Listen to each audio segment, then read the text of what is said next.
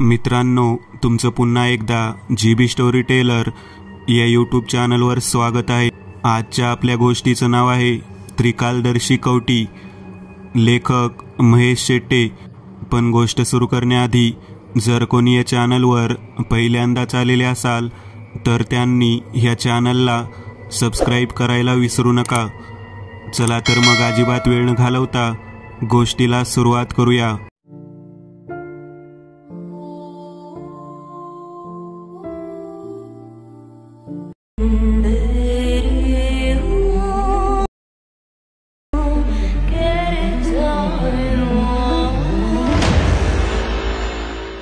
धीरसेन एक न्यायी व धर्मशील राजा होता।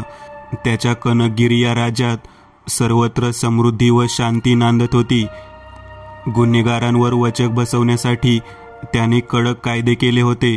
तसेच एखाद्या प्रकरणात न्याय देताना तो आपला व परका असा भेदभाव न करता अपराधी व्यक्तीला कठोरात कठोर शासन करत असे। त्यामुळे अपराध करू इच्छिणाऱ्या प्रत्येकाला त्याची दहशत असायची आणि पीडित जनतेला त्याचा फार मोठा आधार वाटायचा।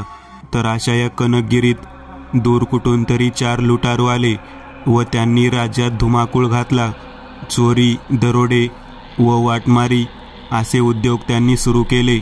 इतकंच काय तर त्यांना प्रत्यक्ष पाहणाऱ्या व्यक्तीला ते जिवंत सोडत नसत। एखाद्याने आपला जीव वाचवण्यासाठी आपले सर्वस्व जरी देऊ केले तरीही ते त्याला ठार करायला मागे पुढे पाहत नसत। इतके ते उलट्या काळजाचे व निर्दयी होते।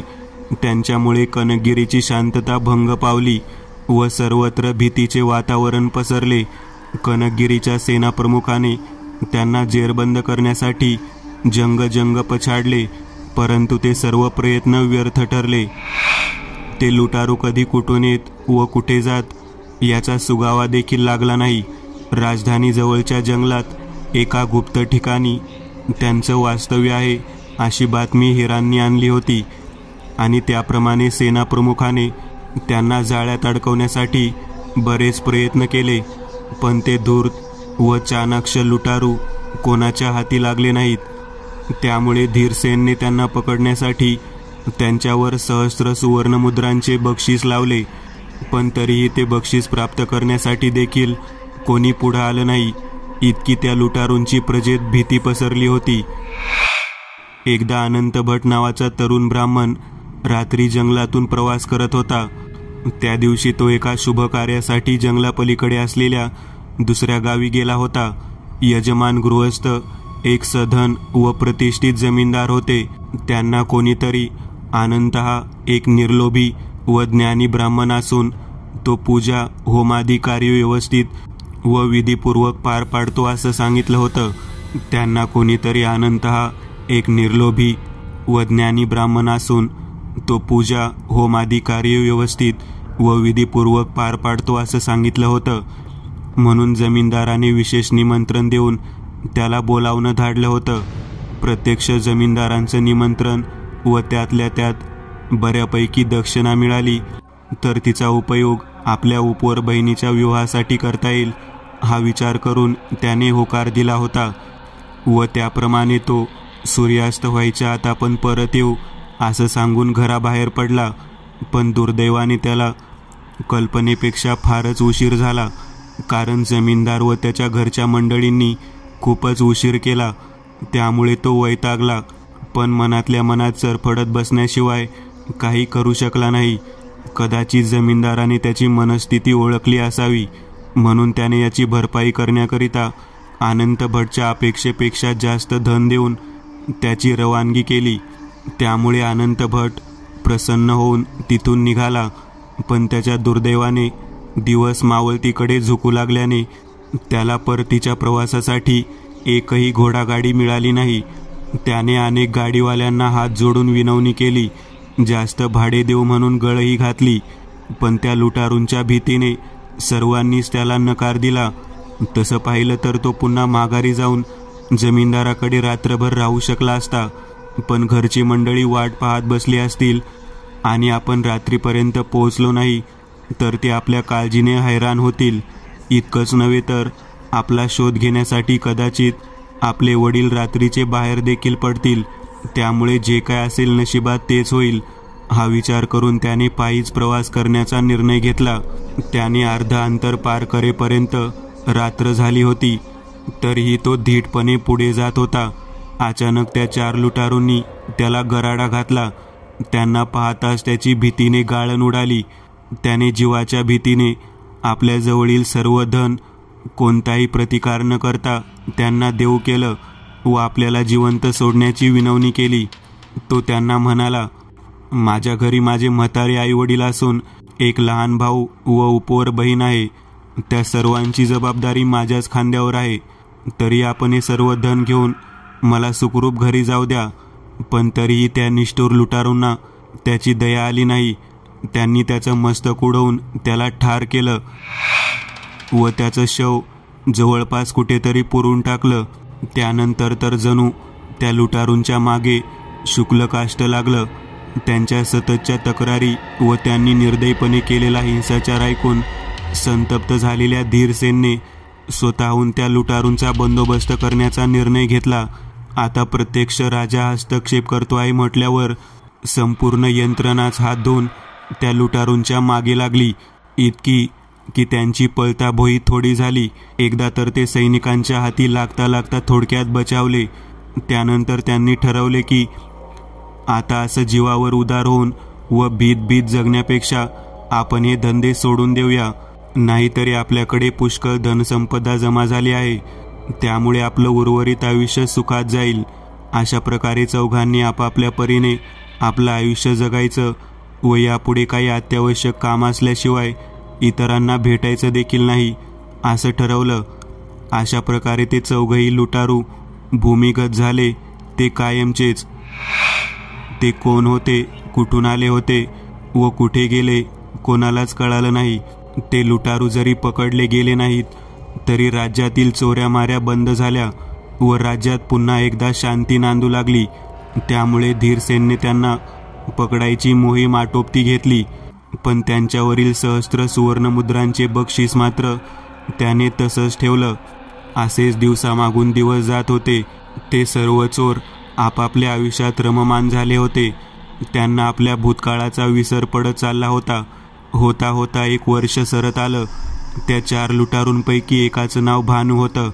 त्याला ना बायको होती ना घरसंसार, नाहीतरी तो व्यसनी, रंगेल व पट्टीचा जुगारी होता. फुकटची संपत्ती व कोणाचा दबाव नाही की कसली जबाबदारी नाही. मग करणार काय? त्याने वाटेल तशी उधळपट्टी सुरू केली. मदिरापान, वेश्यागमन व जुगारात त्याने सगळी संपत्ती वर्षभरात गमावली. अखेरीस भिकेला लागल्यावर त्याचे डोळे उघडले.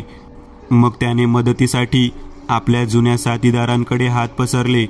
पण त्याचा स्वभाव चांगलाच ठाऊक असल्याने तिघांनी याला काडीचीही मदत न करता उलट त्याची निर्भत्सना केली व धक्के मारून हाकलून लावले. त्यामुळे संतापलेल्या भानूने त्यांना धडा शिकवण्याचं ठरवलं. पण करतो काय? हातात तर फुटकी कवडी नव्हती.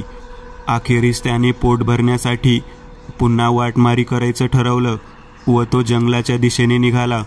वाटेत भेटणाऱ्या एकट्या दुकट्या वाटसरूंना गाठून त्यांना लुटायचं असं त्याने ठरवलं होतं. चालत चालत तो जंगलाच्या मध्यभागी आला आणि एका वाटसरूंच्या जाण्या येण्याच्या वाटेवर दबा धरून बसला. सावजाची वाट पाहत एका वृक्षामागे उभा असताना अचानक त्याचा पाय कशावर तरी पडला व त्याला आवाज ऐकू आला, काय रे भानू, दिसत नाही का तुला? तो आवाज कोणाचा आहे हे पाहण्यासाठी भानूने खाली पाहिलं आणि भीतीने त्याची बोबडीच वळली. ती एक मानवी कवटी होती. तो भुताटकीचा प्रकार पाहून त्याची पाचावर धारण बसली व तो तिथून पळणार इतक्यात ती कवटी त्याला म्हणाली, थांब, पळू नकोस. मला ठाऊक आहे की तू कोण आहेस आणि इथे कशाला आला आहेस ते. तू जर माझी मदत केलीस तर मीही तुझी मदत करेन व तुला श्रीमंत करेन. मग तुला कधीही पैशाची चणचण भासणार नाही. ते ऐकून भानूच्या जीवात जीव आला. त्याची भीती दूर झाली. तो त्या कवटीला म्हणाला, पण तू माझी मदत कशी करणार आणि तुला माझ्याकडून कसली मदत हवी आहे? मला भूत, भविष्य आणि वर्तमान समजतं. त्यामुळे तू माझा वापर करून लोकांच्या समस्या सोडवू शकतोस व त्या बदल्यात त्यांच्याकडून हवा तसा मोबदला घेऊ शकतोस. आणि राहिली माझ्या मदतीची गोष्ट, तर मी या भूत योनीत भटकत असून यातून मुक्तता होण्यासाठी माझी काही अतृप्त इच्छा पूर्ण होणं आवश्यक आहे. त्या पूर्ण झाल्यावरच मला मुक्ती मिळेल. ती कवटी म्हणाली, पण तुझ्या अशा कोणत्या इच्छा आहेत ज्या पूर्ण करण्यासाठी तुला माझी मदत हवी आहे? भानूने विचारलं. त्यावर कवटी म्हणाली, त्या तुला योग्य वेळ आल्यावर आपोआपच कळतील. तसा काहीसा साशंक होऊन भानूने तिला विचारलं, पण तू मला काही उपाय करणार नाहीस याची काय खात्री? आणि तू त्रिकालदर्शी आहेस याचा काय पुरावा? मला जर तुला अपायच करायचा असता तर तो मी कधीच केला असता. आता मी तुला तुझा भूतकाळ सांगते, म्हणजे मी त्रिकालदर्शी असल्याचा पुरावा तुला मिळेल. तू एक लुटारू असून आपल्या अन्य 3 साथीदारांसोबत तू बऱ्याच जणांना ठार करून अपार धनसंपत्ती गोळा केलीस आणि राजाने तुम्हाला कैद करण्याचा विडा उचलताच तुम्ही चौघेही भूमिगत झालात. त्यानंतर तू आपल्या वाईट व्यसनांपायी सर्व संपत्ती गमावून कफल्लक झालास. मग तू मदतीसाठी तुझ्या 3 साथीदारांकडे गेलास, पण त्यांनी तुझी मदत करण्याऐवजी तुझा अपमान करून तुला हाकलून दिलं. म्हणून तू त्यांचा सूड उगवण्याची संधी शोधतो आहेस. तू सूड उगवण्याची संधीसुद्धा मी तुला मिळवून देईन. आता जास्त विचार करू नकोस आणि मला तुझ्या खांद्यावरच्या झोळीत ठेव. राजधानीत प्रवेश करताच तू ज्योतिष आहेस असं लोकांना सांग. व तुला कोणी काही विचारलं की मला झोळी बाहेर काढ आणि माझ्यावर हात ठेवून फक्त मंत्र म्हणायचं नाटक कर. बाकी मी पाहून घेईन. अशा प्रकारे कवटीने सर्व शंकांचं समाधान केल्यावर भानू खुश झाला व त्याने कवटी उचलून झोळीत टाकली. मग त्याने राजधानीची वाट धरली. राजधानीत पोहोचता पोहोचता सकाळ झाली होती. रात्रभर पायपीट करून तो थकला होता व त्याला भूकही लागली होती. त्यामुळे तो एका मोठ्या वाड्याजवळ गेला आणि त्याने घरमालकाकडे भोजनाची मागणी केली. तसा तो गृहस्थ त्यावर खेकसून म्हणाला, लाज वाटत नाही? चांगला धडधाकट असूनही भीक मागतोस ते? तसा भानू म्हणाला, अहो, मी कोणी भिकारी नसून एक ज्योतिष आहे. दूरवरून पायी प्रवास करत आल्याने तहान व भुकेने व्याकुळ झालो आहे. तरी आपण मला पोटभर भोजन दिलं तर मी आपला ऋणी राहीन. तू ज्योतिष आहेस ना? त्यांच्याकडे साशंक नजरेने पाहत तो घरमालक म्हणाला, तर मग सांग. त्या दिवशी आमच्या घरातून एक सोन्याची अंगठी चोरीला गेली. ती नेमकी कोणी चोरली? कारण घरातले 4ही नोकर आपण ती चोरली नसल्याचे शपथपूर्वक सांगत आहेत. ते ऐकताच भानू म्हणाला, ठीक आहे, आता लगेच कळेल तुम्हाला ती अंगठी कोणी चोरली ते. असं म्हणून तो खाली जमिनीवर मांडी घालून बसला व त्याने झोळीतून ती कवटी बाहेर काढली. मग त्याने तिच्यावर हात ठेवून मंत्र पुटपुटायचं नाटक केलं. तशी ती कवटी म्हणाली, ती सोन्याची अंगठी नोकरांनी चोरली नसून आपल्या शेजाऱ्याने चोरली आहे व त्याने ती परसदारी दडवून ठेवली आहे. ते ऐकताच घरमालकाने त्याच्या शेजाऱ्याला बोलावलं व त्याला खडसावून विचारलं. सुरुवातीला तो कबूल होत नव्हता, पण घरमालकाने कोतवालाकडे हे प्रकरण नेण्याची धमकी देताच त्याने आपली चोरी कबूल केली व अंगठी आणून दिली. त्याबरोबर खुश झालेल्या घरमालकाने आधी भानूला पोटभर जेवू घातले. मग त्याला काही पैसे व चांगली वस्त्रे देऊन त्याचे आभार मानले. बघता बघता ही वार्ता सर्व नगरात पसरली व जो तो आपल्या समस्या घेऊन भानूकडे येऊ लागला आणि कवटीच्या मदतीने भानू त्यांचं समाधान करू लागला. त्यातून त्याला भरघोस प्राप्ती होऊ लागली. काही दिवसातच त्याने राजधानीत एक मोठा वाडा विकत घेतला. आता तो भानूचा भानुदास झाला. त्याची गणती राजधानीतल्या सधन आणि प्रतिष्ठित लोकांत होऊ लागली आणि एके दिवशी त्याला प्रत्यक्ष राजा धीरसेनने राजदरबारात येण्याचं आमंत्रण दिलं. त्याबरोबर भानू खूप खुश झाला.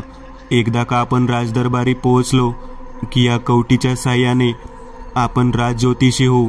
मग आयुष्यभराची काळजी मिटेल आणि आपण आपल्या पदाचा वापर करून त्या 3 साथीदारांचा देखील पुरता सूड उगवू. अशी स्वप्न तो रंगवू लागला. दुसऱ्या दिवशी तो कवटीसह राजदरबारात उपस्थित झाला. त्या दिवशी भानू व त्याच्या कवटीचा चमत्कार पाहण्यास राजदरबारात बरीच गर्दी जमली होती. राजाने भानूला विचारलं, ज्योतिष महोदय, आपण आमच्या प्रश्नाचं उत्तर द्याल याची आम्हाला खात्री आहे, पण तत्पूर्वी आपण आम्हाला सांगावे की गेले वर्षभर आम्हाला सतावत असलेला सर्वात मोठा प्रश्न कोणता आहे.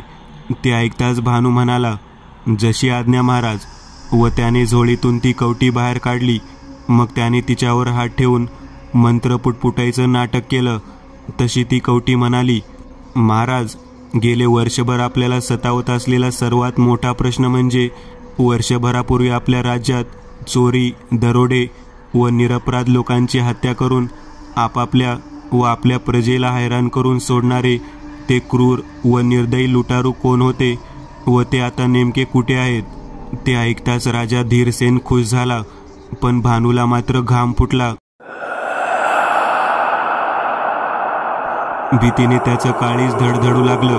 आता कवटी आणखी आधी काही म्हणाली तर आपलं सोंग उघडकीस येईल व राजा आपल्याला सुळावर चढवल्याशिवाय राहणार नाही हे लक्षात येताच घाईघाईने तो पुढे झाला व त्याने ती कवटी उचलून झोळीत टाकली. मग हात जोडून तो धीरसेनला म्हणाला, क्षमा असावी महाराज, पण माझी प्रकृती अचानक बिघडली असल्याने मी आता निघतो. पुन्हा बरा झाल्यावरच परत येईन. असं म्हणून तो बाहेर जाऊ लागला. त्यामुळे धीरसेनला त्याचा संशय आला व त्याने द्वारपालांना इशारा केला. तसं त्यांनी त्याला धरून पुन्हा धीरसेन जवळ आणलं. ज्योतिषी महोदय, इतकी घाई करण्याचं कारण काय? आधी आम्हाला आमच्या प्रश्नाचं उत्तर तर मिळू दे. असं म्हणून त्याने सेनाप्रमुखाला भानूच्या झोळीतील अद्भुत कवटी बाहेर काढण्याचा आदेश दिला. त्याप्रमाणे ती कवटी बाहेर काढली. तसा भानू म्हणाला, महाराज, ती कवटी मंतरलेली असून केवळ मलाच वशीभूत आहे. मी विचारल्याशिवाय ती कोणत्याही प्रश्नाचं उत्तर देणार नाही. हे ऐकताच राजाने एकवार त्या कवटीकडे पाहिलं व म्हणाला, हे खरं आहे काय? नाही महाराज. कवटी उतरली. त्याबरोबर भानू मटकत खाली बसला. जणू काही त्याच्या अंगातील सर्व बळच नाहीसं झालं होतं. ते पाहून धीरसेन कवटीला म्हणाला, हे अद्भुत कवटी, आम्हाला आमच्या प्रश्नाचं उत्तर तर हवंच आहे, पण त्याचसोबत या सर्व घडलेल्या प्रकरणामुळे माझ्या मनात जे काही प्रश्न निर्माण झाले आहेत त्यांचीही उत्तरं तू द्यावीस अशी आमची इच्छा आहे. जशी आपली आज्ञा महाराज. मी आपल्या सर्व प्रश्नांची उत्तरे देईन, पण तत्पूर्वी आपण या भानुदासला कैद करावं व याच्या इतर 3 साथीदारांना देखील कैद करून या दरबारात हजर करावं. असं म्हणून कवटीने राजाला भानूच्या 3 साथीदारांचं वर्णन व निवासस्थान याची इत्यंभूत माहिती दिली. धीरसेनाने ताबडतोब कवटीने सांगितल्याप्रमाणे करण्याचा आदेश दिला. राजाज्ञा होताच भानू व त्याच्या 3 साथीदारांना जेरबंद करून दुसऱ्या दिवशी दरबारात हजर करण्यात आले. कवटी आता काय सांगते आहे हे ऐकण्यासाठी दरबार खचून भरला होता. दरबार सुरू होताच कवटी म्हणाली, महाराज, आपण काल विचारलेल्या प्रश्नांचं उत्तर म्हणजे हा भानुदास आणि हे त्याचे 3 साथीदार या चौघांनी मिळून अनेक चोऱ्या केल्या, दरोडे घातले व निरपराध वाटसरूंना लुटून निर्दयीपणे ठार केले. महाराज, माझं पूर्वीचं नाव अनंत भट होतं. एकदा मी जंगलातून मार्गक्रमण करत असताना या चौघांनी माझं सर्व धन लुटलं. इतकंच नव्हे तर मी प्राणांची भीक मागत असताना देखील यांनी माझं मस्तक उडवलं.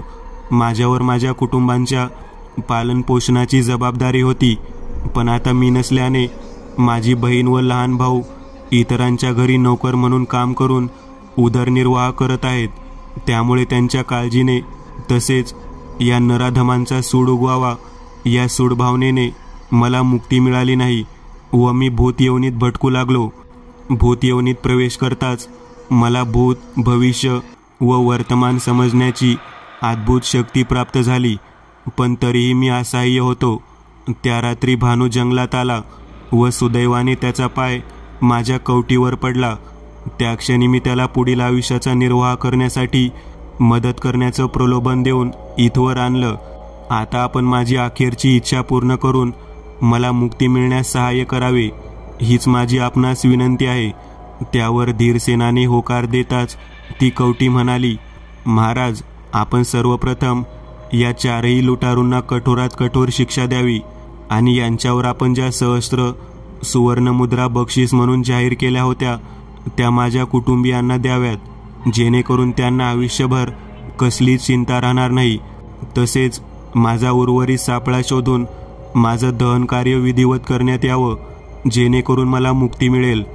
त्यावर धीरसेनने ताबडतोब त्या चौघांना सुळावर चढवण्याचा आदेश दिला आणि बक्षिसाच्या सहस्त्र सुवर्णमुद्रा व कवटीने सांगितलेल्या खानाखुणांच्या आधारावर उर्वरित सापळा शोधून अनंत भटच्या कुटुंबियांकडे सुपूर्द करण्यात आला.